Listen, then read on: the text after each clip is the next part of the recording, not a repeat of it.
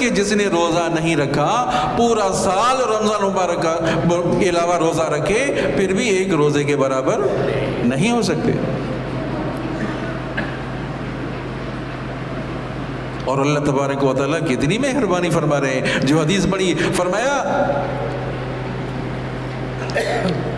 للصائم فرحتان فرحت عند الافطار وفرحت عند لقاء ربه. روزے دار کو دو خوشیاں ملتی ہیں. وہ کون سی؟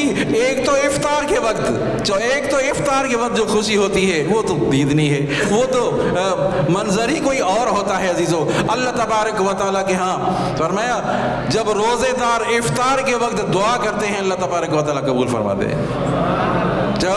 جب افطار کے وقت دعا مانگتا ہے تو اللہ تبارک و تعالیٰ اس کی دعا قبول فرماتے ہیں. ضروری نہیں کہ ہاتھ اٹھا کر دعا مانگے, دل ہی دل میں دعا مانگے, اللہ تعالیٰ قبول فرماتے ہیں.